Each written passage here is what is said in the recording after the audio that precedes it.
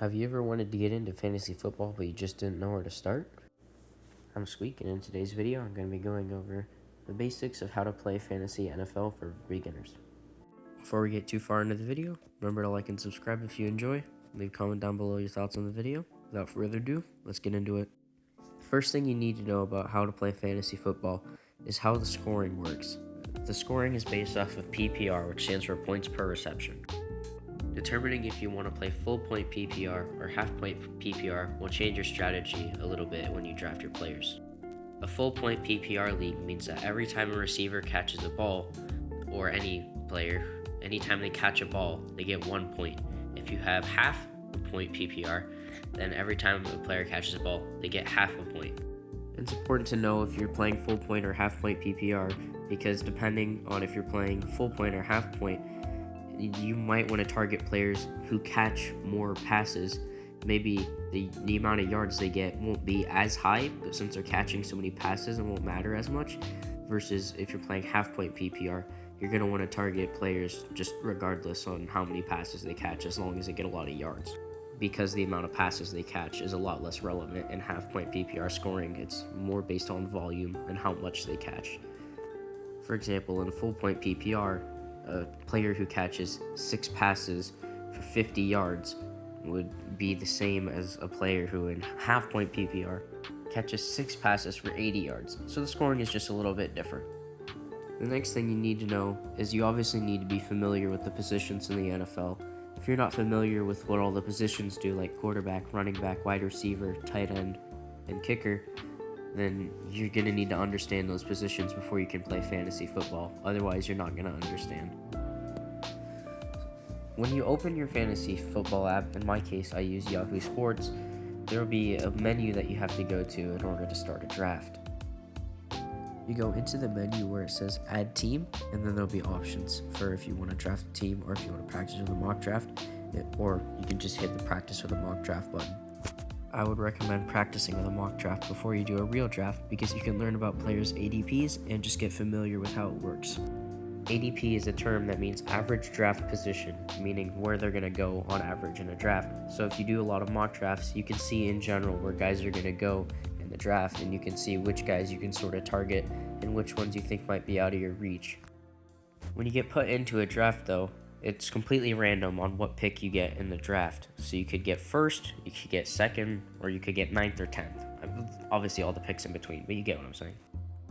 So obviously if you're drafting at number 10, you're not going to have access to the players who would normally be available at number 1 overall. So I would recommend when you do mock drafts, practice drafting at different spots, because when you join a mock draft, as long as those positions are open, you can choose where in the mock draft you draft. Once you're in the mock draft, you'll be greeted with a screen of players you can select, and when it's your turn, you can select a player. You only get to select one player each time it's your turn.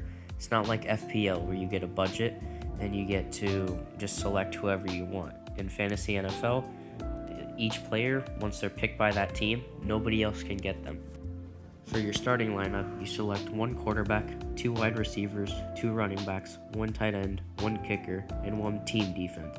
Offense, you select individual players like your quarterbacks, running backs, etc. But on defense, you just pick a team, and then whatever they do on defense, you get points for. Like if they get an interception, a forced fumble, if they score a defensive touchdown, etc., you get points for that. On your bench, you get 6 players to put on your bench, and you can choose whatever you want for your bench. If you, for whatever reason you wanted to, you could put 6 quarterbacks on your bench. I strongly recommend not doing that, but you could. This leads to interesting strategy for what you want to do with your bench. People like to make sure they're well stocked in every position. Some people say it doesn't really matter how many of each position you have on your bench, because you're probably going to drop the guys on your bench by week 3. Others will say just get the best players available and stash them and see if they work. The bench is less important than the starters, but for the first few players on your bench, you're probably going to be looking at players who should be able to fill in, if necessary, as a starter, and not experience just a massive drop-off.